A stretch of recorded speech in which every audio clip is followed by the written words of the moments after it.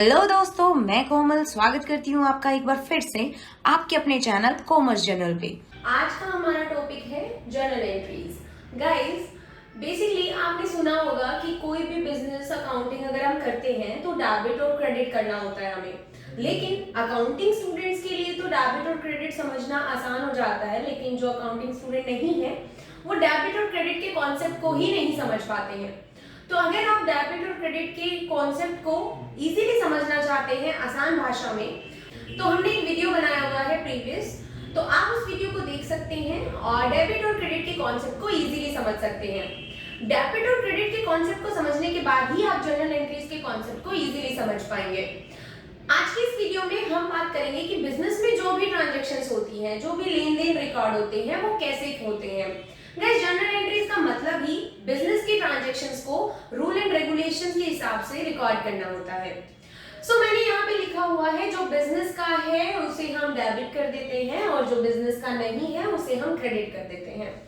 जो भी लेन देन होते हैं बिजनेस के, वो डेबिट और क्रेडिट कॉन्सेप्ट्स पे ही डिपेंड करते हैं। गाइस, हमारा बिजनेस बेसिकली दो टाइप का होता है, जैसे goods based and services based. दोनों का मेन कंसर्न क्या होता है? कैश अर्न करना।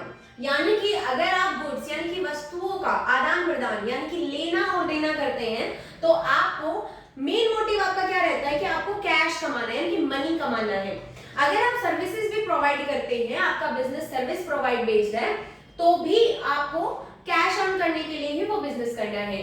अब हम कोई भी लेन देन करते हैं, तो वो लेन देन, अगर हम कोई प्रोडक्ट खरीद रहे हैं, कोई वस्तुएं हम खरीद रहे हैं, तो बदले में हमें क्या देना पड़ेगा? कैश देना पड़ेगा। अगर हम वही वस्तुएं बेच रहे हैं, तो उसके लिए हमें क्या रिसीव करना है? कैश रिसीव करना है। ऐसे ही अगर हम कोई सर्विसेज दे रहे हैं, तो बदले में हम क्या लेते हैं? कैश अर्न करते हैं। तो बिजनेस किस पे बेस्ड हुआ? लेना और देना बेस्ड हुआ। यानी कि जो भी आपका बिजनेस है, जो भी जर्नल एंट्रीज उसमें रिकॉर्ड होंगी, वो सारी take and give formula based होंगी।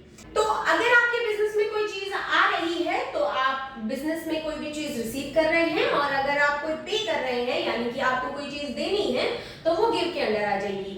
अब इसमें आपको समझना है, टेक का मतलब अकाउंटिंग लैंग्वेज में टेक, अगर आप कोई चीज ले रहे हैं तो आपको वो चीज क्या हो जाएगी? डेबिट। यानी कि आप एक सिंपल लैंग्वेज में समझ लीजिए कि टेक का मतलब अकाउंटिंग लैंग्वेज में डेबिट होता है और गिव का मतलब अकाउंटिंग लैंग्वेज में क्या होता है? क्रेडिट होता है।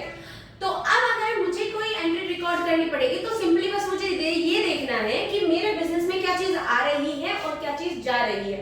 बस अगर मैं इसी चीज को अच्छे से समझ लूं, तो मैं आराम से कोई भी बिजनेस की ट्रांजैक्शंस को रिकॉर्ड कर सकता हूं।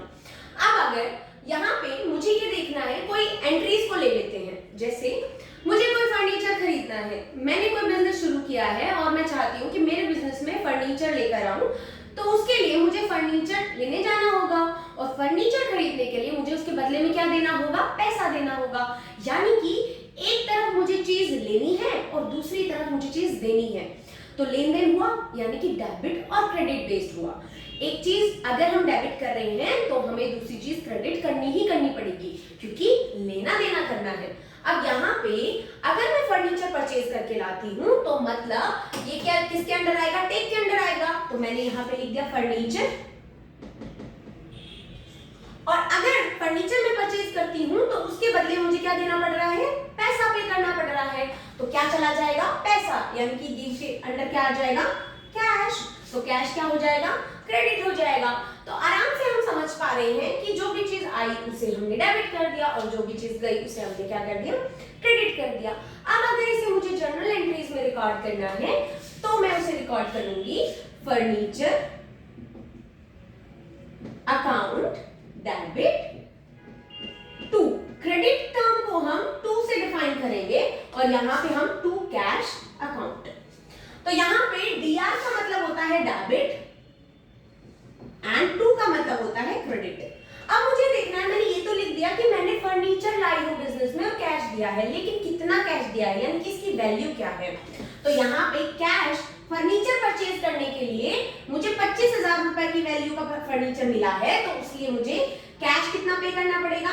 25,000। ये ध्यान रखिएगा कि डेबिट और क्रेडिट साइड बिजनेस में इक्वल रहती है, क्योंकि जितनी वैल्यू का हम प्रोडक्ट खरीदते हैं उतना ही हमें कैश बदले में पे करना पड़ेगा।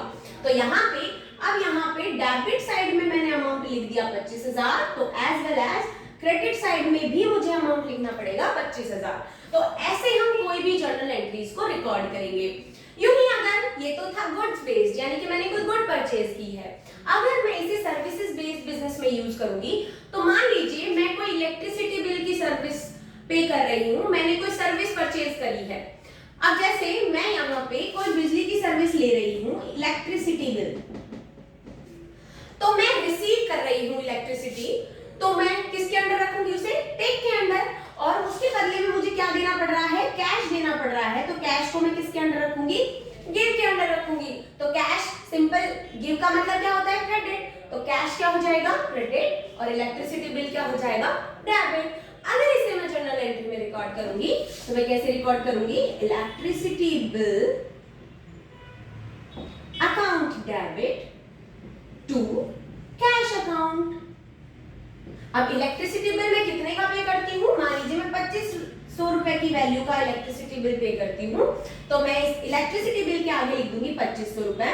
और कितना कैश मैंने दिया है, तो यहाँ पे मैं टू कैश अकाउंट में 2500 रुपए पे कर दूंगी। अब ये देखिए, यहाँ पे मैंने सर्विसेज से रिलेटेड एंट्री भी कर दी है और गुड्स से रिलेटेड एंट्री भी कर दी है। तो ऐसे ही आपको बस सिंपल ये देखना है कि क्या आपने बिजनेस में रिसीव किया है और क्या आपके बिजनेस से बाहर गया है। ये इसी कॉन्सेप्ट पे बेस है, जो बिजनेस का है वो डेबिट और जो बिजनेस का नहीं है वो क्रेडिट। अब अगर हमारे पास से कैश बाहर जाता है तो ऑब्वियसली वो हमारा नहीं रहता, तो इसलिए हम उसे क्रेडिट कर देते हैं। और जो कैश हमारे बिजनेस में आने वाला है ऑब्वियसली वो हमारे बिजनेस का है, तो इसलिए हम उसे डेबिट कर देते हैं। आई होप आपको ये वीडियोस में जो भी कॉन्सेप्ट हमने समझाए हैं वो समझ आए होंगे।